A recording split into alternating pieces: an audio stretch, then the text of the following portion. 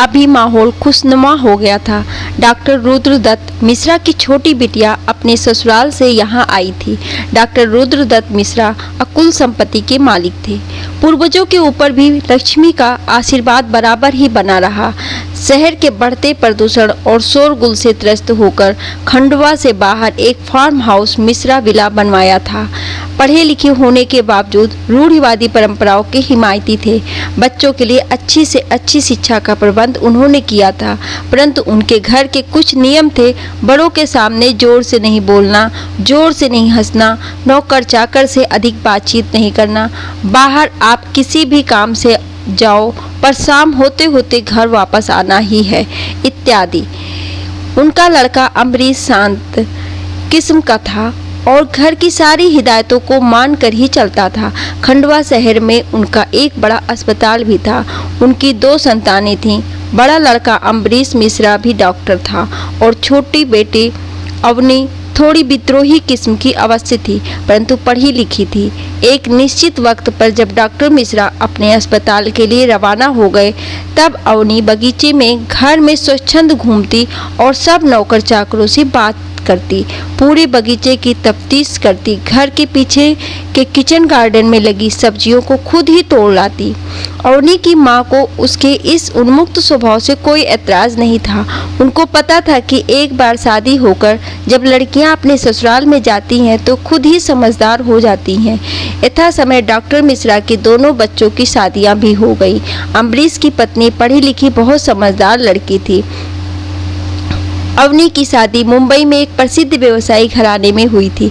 वैसे वो बचपन से तनिक विद्रोही किस्म की थी और मुंबई में शादी होने के बाद वह और भी आज़ाद ख्याल की हो गई थी।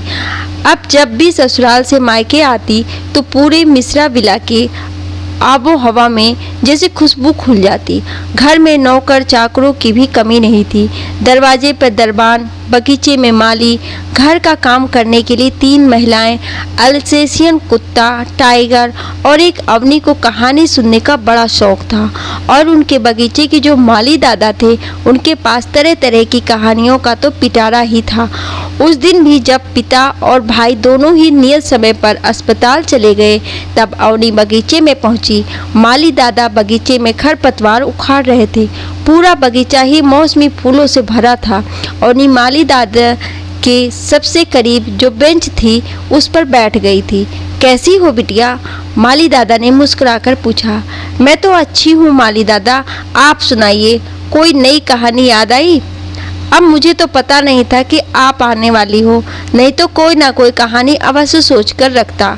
माली दादा खरपतवार उखाड़ते जाते और मुस्कुरा रहे थे।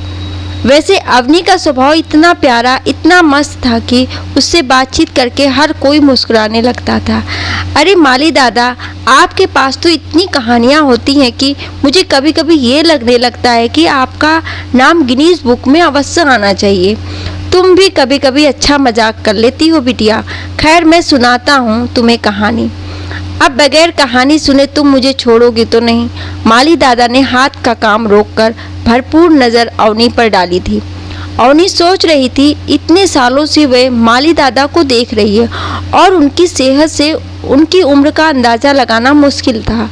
वैसे ही कसरती बदन, इतने सालों में फर्क अवनी में सिर्फ ये देखा कि काले बाल कच्चे पक्के में तब्दील हो गए हैं और उनकी तुर्रेदार मूंछों में भी सफ़ेदी आ गई है। कहानी हमारे गांव की है। गांव के जमींदार सुबेर सिंह जो हुआ करते थे, बहुत भारी जमीन जायदाद थी। आपका गांव कौन सा है माली दादा? अवनी बीच में ही बोल पड़ी। तुम बीच में बोला मत करो बिटिया, लिंक छूट जाती है। लिंक? माली दादा के मुंह से शुद्ध अंग्रेजी सुनकर अवनी थोड़ी चौंकी जरूर थी, पर बोली कुछ नहीं थी। रुतबा बहुत था गांव में, इंसान बुरे नहीं थे। सुबेर सिंह जी पर जमींदार तो फिर जमींदार होता ही है ना बिटिया। बहुत शौकीन आदमी थे जमींदार साहब। अच्छी किताबें पढ़ने का शौक था, उन्हें बागवानी का शौक था और शिकार का भी शौक था। उनके 2 कुमार थे, यानी 2 बेटे थे। हम सब उनको कुंवर साहब कहकर ही बुलाते थे। पहले कुंवर राजदीप सिंह, दूसरे छोटे कुंवर थे मनमीत सिंह। बिटिया कोई भी नहीं थी उनके। माली दादा खरपतवार उखाड़ते जाते उनके सधे हाथों से काम भी चलता जाता और उनकी कहानी भी चालू रहती। अवनी बेंच पर पाँव को मोड़ कर बैठी उनके ऊपर नजर गड़ाए उनकी कहानी सुनती जा रही थी। समय गुजरता गया। जमींदार साहब ने अपने बच्चों को बाहर विदेशों में पढ़ाई खत्म करवाई। दोनों लड़के इंजीनियर थे, पर दोनों के स्वभाव में जमीन आसमान का अंतर था। बड़े कुंवर साहब अपने पिता की तरह जमींदारी के गर्भ में फूले फूले फिरते, पर छोटे कुंवर साहब पढ़े लिखे तो अवश्य थे, बड़े भाई की तरह, पर उनके पांव जमीन पर टिके रहते थे और उनके पिता की जिम्मेदारी की गिरती हुई हालत को देखकर वे नौकरी की तलाश में भी लगे रहते थे। अवनी बड़े ध्यान से उनकी कहानी सुन रही थी। बगीचे में हवा चलना भी बंद हो गई थी। लग रहा था जैसे पेड़ पौधे सभी माली दादा की कहानी को ध्यान से सुन रहे थे। वक्त चलते दोनों कुमारों की शादी भी हो गई। दोनों बहू रानियां बहुत खूबसूरत थीं और पढ़ी लिखी भी थी, क्योंकि जमींदार घराने की महिलाएं चाहे जब बाहर तो निकल नहीं सकती थीं, तो बड़ी बहू रानी का जब भी दम घुटता दोपहर को या शाम को वह छत पर बगीचे में चली जाती। छत पर भी उनके काफ़ी सारे फूलों के गमले रखे हुए थे। वे वहाँ अपना वक्त गुजारती। उनको भी बगीचे का बहुत शौक था। अवनी कहानी तो सुन रही थी, पर उसे माली दादा को देखकर आश्चर्य हो रहा था कि खरपतवार उखाड़ कर गुड़ाई करते करते कोई बगैर आंख उठाए बातें और कहानी कैसे कहता है। उनका हाथ बिल्कुल भी नहीं रुक रहा था, लगातार काम करते जा रहे थे। उससे लग रहा था जैसे ये माली दादा नहीं, कोई मशीन है। अवनी की सोच से बेखबर माली दादा की कहानी आगे बढ़ती जा रही थी। छोटी बहू रानी थोड़ी कम उम्र की थी, बचपना भी था और खुले स्वभाव की थी। जब दोपहर को सब लोग खाना खाने के बाद थोड़ा विश्राम करने के चक्कर में अपने अपने कमरे में चले जाते, तब छोटी बहू रानी का एक कहानी की किताब लेकर बगीचे में एक कुर्सी निकालकर बैठ जाती। फागुन के महीने में जब आम का पेड़ बौरा जाता है, बगीचे में चारों तरफ फूल ही फूल दिखते हैं और हवा महक सी जाती है। थोड़ी दोपहर बहुत आलस हो जाता है। तब उस दिन भी वातावरण ऐसी ही महका महका सा था। जब बहू रानी बगीचे में कुर्सी डालकर बैठी किताब पढ़ रही थी, हमारे गांव में उस समय एक थानेदार नया नया आया था। उस थानेदार की कुख्याति पूरे गांव में बड़ी जल्दी ही फैल गई। अपने अपने घरों में बहू बेटियों को लोग संभाल कर रखने लगे। उसकी नीयत हर एक अच्छी चीज को देखकर डोल जाती। बहू रानियों की खूबसूरती की चर्चा पूरे गांव में तो पहले से ही होती रही थी। थानेदार के कानों में बात पहुंचते देर नहीं लगी। उसे भी लगा कि बहू रानियों के दर्शन तो करना ही चाहिए, पर जमींदार साहब की हवेली में घुसना इतना आसान तो था नहीं। छोटी बहू रानी को भरी दोपहर में पेड़ के नीचे बगीचे में उसने बहुत बार देखा था। उसने ये भी देखा था कि उस वक्त गेट पर दरबान या तो होता ही नहीं था, या होता भी था तो अपनी कुर्सी पर बैठकर ऊँघता ही रहता था। ये उस दिन दुर्भाग्य की बात कहना चाहिए कि दरबान घंटे भर को अपनी कोठरी में लेटने के लिए चला गया था। थानेदार बंदूक से लैस 3 सिपाहियों को लेकर जमींदार साहब की कोठी के सामने खड़ा था। बहू रानी इन सब बातों से बेखबर कुर्सी पर बैठी किताब पढ़ने में मगन थी। थानेदार ने इतने आहिस्ता से फाटक खोला कि बहू रानी को इसकी भनक तक नहीं लगी। मन में बंद नियति लेकर वह चुपचाप दबे पांव पीछे से बहू रानी की तरफ बढ़ने लगा, परंतु जब उसकी किताब पर थानेदार की परछाई पड़ी तो वह एकाएक उठकर खड़ी हो गई और उन्होंने पीछे जब थानेदार को देखा तो किताब वहीं पटक कर दोनों हाथों से लहंगा को पकड़े हिरनी की चाल में सीधे हवेली के अंदर घुस गई। इत्तेफाक से ठाकुर साहब उस वक्त खिड़की पर खड़े अपने बगीचे का नज़ारा ले रहे थे। उनकी नज़र से थानेदार की हरकत छिपी नहीं रही। उनके दिमाग में बिजली सी कौंध गई कि अगर थानेदार को मुझसे मिलना था तो हवेली के बड़े दरवाजे की तरफ आते, बहू रानी की तरफ वो क्यों गए। थानेदार की बंद नियत की चर्चा तो पूरा गांव करता था। ठाकुर साहब के कान में भी बात गई तो होगी। ठाकुर साहब ने आओ देखा ना ताव दीवार पर टंगी बंदूक उठाई और हवेली के दरवाजे पर खड़े खड़े थानेदार पर गोली चला दी। गोली थानेदार के सीने के आर पार हो गई। तीनों सिपाही जो फाटक पर खड़े ये नज़ारा देख रहे थे, लपक कर अंदर आए और थानेदार को लेकर सीधे थाने पहुंच गए। अब ठाकुर साहब को भी बात समझ में आई कि उन्होंने बहुत गड़बड़ कर दी। गोली चलने की आवाज़ से जो जहां था वहां से भाग के हवेली के अंदर पर पहुंच गए। छोटी बहू रानी ने रोते रोते सारी बातें बताई।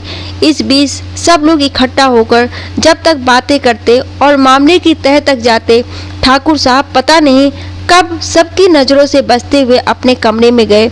अलमारी खोलकर उन्होंने बहुत कुछ एक बैग में रखा और चुपचाप पीछे दरवाजे से कंबल ओढ़कर पता नहीं कहाँ चले गए।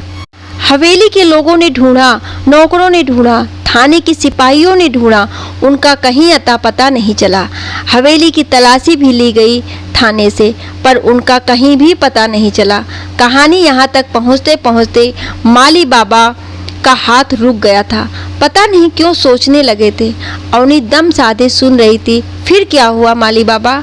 ठकुराइन और दोनों कुमारों ने मिलकर अच्छा वकील किया। थाने में केस रजिस्टर हो गया। गवाही देने के लिए थाने की ही 3 सिपाही तो थे ही, पर ठाकुर साहब का कहीं पता नहीं चला तो नहीं चला। माली बाबा अब पलथी मारकर जमीन पर बैठ ही गए थे। उनका हाथ रुक गया था। हाथ की खुरपी हाथ में ही रह गई और अवनी की तरफ पीठ किए ये कहानी बताते चले जा रहे थे। हवेली में मातम छा गया। पुलिस वालों ने मुखबिर लगाए, गांव वालों को थाने में बुलाया। थानेदार की बदनीयती की बात सब ने कही। यहाँ तक तो बात चली, पर थानेदार के भी 2 लड़के थे। अब माली बाबा अवनी की तरफ मुंह करके बैठ गए। उनके चेहरे की पता नहीं क्यों रंगत ही बदल गई थी। अवनी को ऐसा लगा कि माली बाबा इस तरह से कहानी सुना रहे हैं जैसी उनकी नज़रों के सामने ही सब घट रहा हो। थानेदार के बड़े लड़के ने एक दिन खेतों पर जाते बड़े कुंवर पर गोली चला दी। जब थानेदार के लड़के ने देखा कि कानून से कुछ हो नहीं रहा तो रिवेंज तो उसे लेना ही था। गांव में यही सब तो आज भी चलता है बिटिया। साथ में एक नौकर भी घायल हुआ, पर बड़े कुमार का देहांत हो गया। अवनी तो जैसे आसमान से गिरी। ये माली दादा जिन्हें देखकर लगता नहीं कि उन्होंने कभी पढ़ाई लिखाई की होगी। तनख्वाह पाते वक्त तो अंगूठे का निशान रजिस्टर में लगाते हों। वे माली दादा अंग्रेजी कैसे बोल रहे हैं? नौकरों के साथ खेत में गए इंसान का मृतदेह यदि घर में आए तो वातावरण कैसा होगा, ये सहज ही अनुमान लगाया जा सकता है। हवेली में हड़कंप मच गया। नौकर चाकर बहुरानियां ठकुराइन जो जहां थी वहीं से दौड़ पड़े। दरवाजे की तरफ दोनों बहुरानियां एक दूसरे को लिपटकर रोने लगी।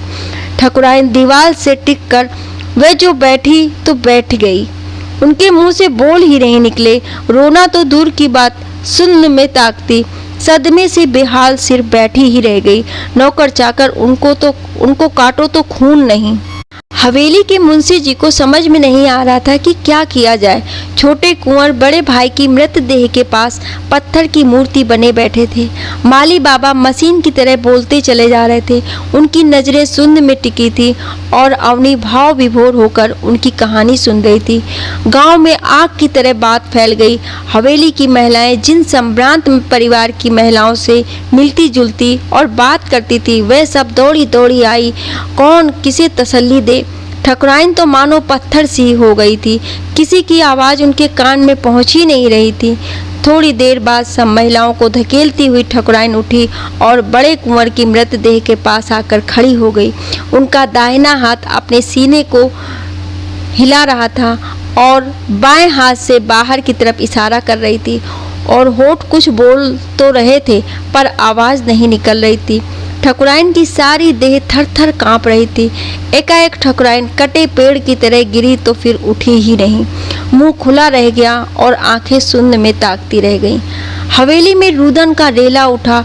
मुंशी जी दौड़े डॉक्टर को बुलाने के लिए, लेकर भी आए त्वरित गति से डॉक्टर को तुरंत, परंतु डॉक्टर ने आते ही उनकी नब्ज को टटोलकर सिर हिला दिया। अवनी ने यह महसूस किया कि माली बाबा की आंखें सजल हो गई हैं और पसीना पोंछने की आड़ में उन्होंने आंखें भी पोंछी हैं। कई बार माली बाबा बोल रहे थे, एक तो ठाकुर साहब का तैस में आकर एक अपराध कर बैठना, फिर उनका पलायन ठकुराइन के दिल पर बहुत भारी पड़ा था। अपने मन की बात ठकुराइन किसे समझाती और किससे साझा करती? और अब ये कुंवर का देहांत डॉक्टर ने मैसिव हार्ट अटैक बताया। हवेली से दो अर्थियां एक साथ उठी। पूरा गांव भी गमगीन हो गया था। उस दिन किसी के घर चूल्हा नहीं जला। ठाकुर साहब गर्म दिमाग के अवश्य थे, पर इंसान खराब नहीं थे। परंतु ठाकुराइन बहुत ही नरम स्वभाव की थी। आफत मुसीबत में सबकी मदद करना उनका काम था। पूरे गांव में बहुत लोकप्रिय थी ठाकुराइन। ठाकुर साहब की चोरी से उनसे जितना बन सकता था गरीब लोगों की आर्थिक मदद वह कर दिया करती थी। बहुओं की तो रो रो कर आंखें सूज गई थी। ये सब सुनते सुनते अपनी मानो खुद भी पथरासी गई थी। आगे क्या हुआ माली बाबा, ये सवाल भी जैसे उसके मुंह से नहीं निकल रहा था। अब वह धीरे से बेंच से उतरकर लॉन के घास पर माली बाबा के सामने बैठ गई थी। माली बाबा अभी भी शून्य में ताकते बैठे थे और उनके मन में उथल पुथल की आँच को उन्हीं ने खूब अच्छे से महसूस कर रही थी। रीति रिवाज कार्यक्रम सब हुए, पूरा गांव शामिल हुआ। ये कोई आनंद उत्सव तो नहीं था, परंतु सारा गांव इस कार्यक्रम में शामिल इसलिए हुआ था कि ठाकुर परिवार के साथ उनकी सहानुभूति थी। थानेदार का परिवार सारे गांव में अलग अलग पड़ गया था। ना तो कोई उनके घर जाता था, ना कोई उनसे बात करता था। यहाँ तक कि मजदूर लोग भी उनके यहाँ काम पर भी जाना बंद कर दिए थे। पूरा गांव जैसे सदमे में जी रहा था। ठाकुर साहब का कुछ पता नहीं चला बाबा। इस बार अवनी ने सोच समझकर बाबा के साथ माली का संबोधन नहीं दिया। पता नहीं क्यों उसे लगने लगा था कि ये जो इंसान माली बनकर उसके सामने बैठा है, ये कतई माली नहीं है। इनका सब व्यवहार, बीच बीच में अंग्रेजी शब्दों का इनकी जुबान से फिसल जाना, ये कतई माली नहीं हो सकता है। इस इंसान के लिए अवनी के मन में सहानुभूति उमड़ रही थी। ठाकुर साहब का कुछ पता नहीं चला बाबा। अवनी ने अपना सवाल दोहराया था। गांव वालों में धीरे धीरे कानाफूसी में ये बात समझ में आई और सामने आई थी कि अपने हवेली के पीछे दरवाजे से भागते समय मुंशी जी उन्हें अपने घर ले गए थे। मुंशी जी ने पुरखों से उनके यहाँ का नमक खाया था। मुंशी जी के पिताजी भी ठाकुर साहब के पिताजी के मुंशी ही थे, तो उन्हें अपने नमक का कर्ज इस तरह अदा किया था। माली बाबा की आवाज़ बहुत धीरे हो गई थी, जैसे एक गुफा से निकलकर कोई आवाज़ आ रही हो। अवनी चुपचाप सुनती जा रही थी। सामने बैठकर मुंशी जी के घर में एक तहखाना था, जिससे बाहर निकलने का दरवाजा जंगल में एक पुराने बरगद के पेड़ के अंदर निकलता था। उस तहखाने में मुंशी जी ने ठाकुर साहब को महीनों रखा था। हवेली की सारी खबरें मुंशी जी ठाकुर साहब को दिया करते थे। ठाकुर साहब खुद भी पथरा गए थे। वे बाहर निकलना चाहते थे, पर मुंशी जी ने उन्हें समझाया कि बाहर निकले और पुलिस की गिरफ्त में आए आप। अब मौके की नजाकत को ठाकुर साहब बखूबी समझते थे। हवेली में दुर्भाग्य का साया अभी भी मंडरा रहा था। घड़ी दो घड़ी के लिए माली बाबा फिर चुप हो गए थे, जैसे थोड़ी सांस लेने के लिए रुक गए। सम्मोहित से बैठे माली दादा पूरी बात अवनी को बता रहे थे। एक दिन सुबह हवेली के नौकरों ने देखा कि बड़ी बहुरानी ने अपने कमरे में जहर खाकर आत्महत्या कर ली थी। पूरा गांव ही जैसे सकते में आ गया था। अवनी की आंखें जैसे अविश्वास से फटी की फटी रह गई। ये ईश्वर का कैसा कहर टूटा हवेली पर। माली बाबा अभी भी सम्मोहित से बैठे ही सब बोलते जा रहे थे।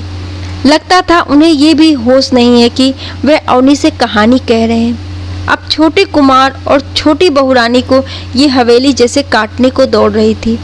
नौकरी की कोशिश तो वे कर ही रहे थे और उन्हें विदेश में कहीं नौकरी मिल भी गई।